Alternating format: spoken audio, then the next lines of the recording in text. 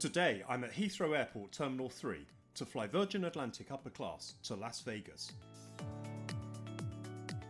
On this flight we'll discover that my seat was broken and see how well the crew handled that. This was a points redemption flight which cost just under £1,000 in taxes and fees. So let's start at the beginning. I arrived at Heathrow by train. Virgin shares check-in zone A with partner Delta Airlines. But as I only had hand luggage, I headed straight to security. The private Virgin upper class wing security channel was closed whilst new scanners were installed, so I was directed to the main fast track security, which already had the new scanners, so liquids didn't need to be removed from my luggage. After security, it was a short walk across the departure lounge to the Virgin Clubhouse. Fast Track has the advantage of bypassing duty-free shopping.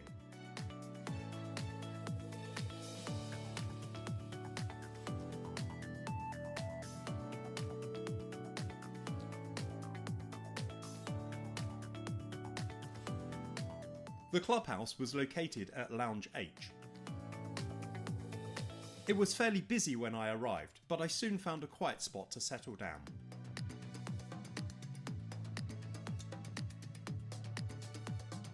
Table service food and drinks were available. There was a range of hot dishes to order. I opted for a glass of fizz and a chicken burger and chips.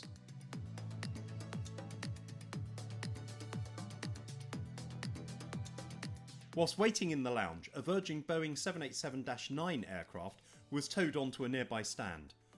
Not my aircraft, but the same model. Soon it was time to leave the clubhouse and head to the gate.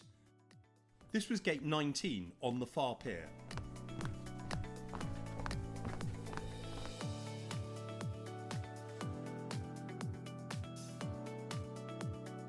The aircraft was a Boeing 787-9, registration Golf Victor Mike Alpha Papa, called West End Girl. It was 7 years old. Boarding was already well underway when I arrived at the gate, so it was straight onto the aircraft. Let me know what you think of the review.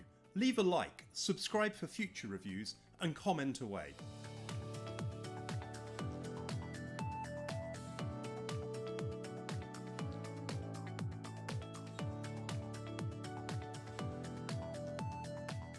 Upper class was situated in the front cabin of the aircraft with 31 suites in a 111 configuration. I was in suite 9A. The seat had a width of 20 inches and could recline up to 42 inches. However, it turned out my seat was broken and the button controls wouldn't move the seat. The crew said they would be able to manually adjust the seat for me after takeoff. They also offered to move me to another seat by booting out someone on staff travel. As I wasn't travelling solo, I opted to stay in the seat alongside my travel companion. There was a small storage compartment next to the seat, alongside a controller for the entertainment system. A power socket was located below this in the magazine pocket. A small cocktail table folded down next to the seat, with a small reading light above it. Pre-departure champagne juice water or ruby sipper cocktails were offered. Soon the safety video was playing. Thank you for flying with us today. You're no doubt keen to lose yourself in our dazzling world of entertainment, but first we're going to show you a safety film, and we'd like you to give it your full attention.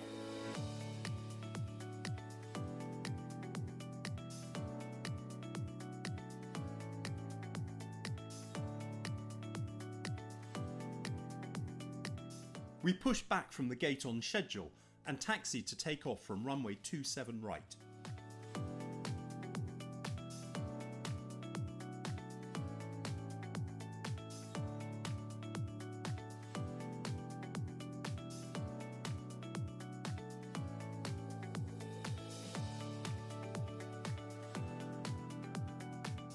The flight time was just over 10 hours, meaning we could expect to land in Las Vegas about 45 minutes ahead of schedule. Good quality noise-cancelling headphones were provided. These were comfortable to wear.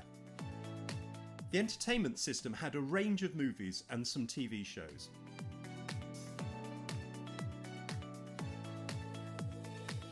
The screen folded out from beside the seat. Shortly after takeoff, drinks and snacks were offered. Wi-Fi was also available for a fee. It cost £30 for the entire flight. It offered download speeds just shy of 50 megabits per second. The main meal was served shortly after drinks. There was a choice each of starter, main course and dessert, and a cheese course. Additional main courses could be pre-ordered online. So now we discovered another issue with my seat. Here's how the table should fold out, but my seat had no power. When the crew tried to manually open the table, we discovered it was broken and would not move. So I was invited to dine at the bar. The upper class bar is located at the rear of the cabin. Place settings for my travel companion and I were laid out. We were shown a selection of wines. There were 2 white wines and 2 red wines, together with 1 rosé on the menu.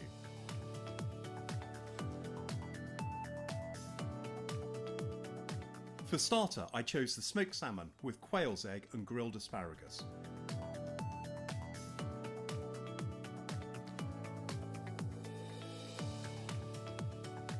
It was good fun dining at the bar and was a more social experience than at the seat. For main course, I pre-ordered the chicken kari curry with rice and roti bread. This was very good.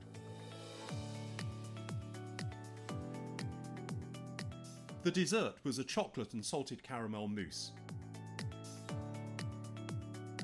The alternative was a warm apricot and almond cake. I finished things off with a plate of British cheese with a glass of port. All in all, a good meal with fantastic service from the attentive crew.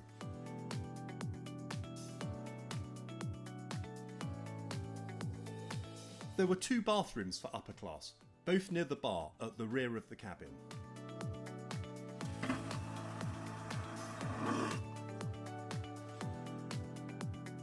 As they were also the disabled bathrooms, they were very spacious. Wren toiletries were provided. There was a fold-down baby changing mat,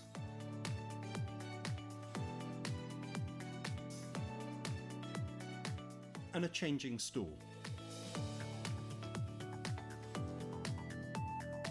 Refreshed, it was time to convert the seat into a bed, for which I needed the crew's assistance. The flight service manager came with his tools to make the conversion. But after 5 minutes of trying, we discovered that part of the mechanism was also broken and the seat would not fold down fully flat into a bed. Again, the manager offered to move someone on staff travel so I could have a bed. I declined as they were already asleep. Here's what the seat should have done. Instead, I settled back with an additional pillow in a seated position. Later in the flight, a second meal was offered.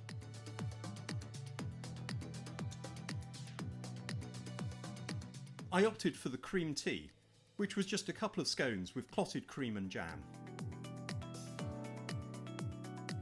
Other snacks were available from the bar throughout the flight.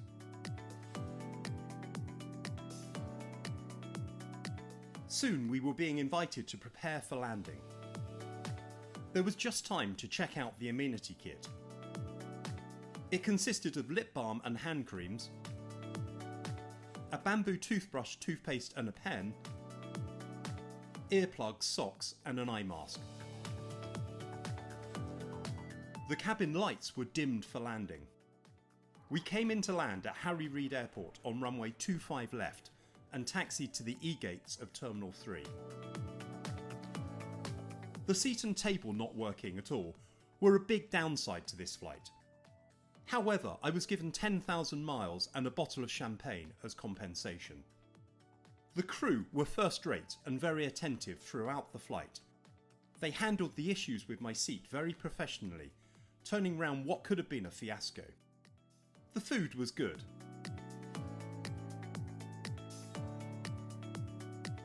As we taxied to the gate, there were great views of the Las Vegas Strip and the new landmark, the Sphere. Let me know what you think of the review and the Virgin Atlantic service. What would you have done if your seat was broken? Comment, like and share. And please do subscribe for future reviews.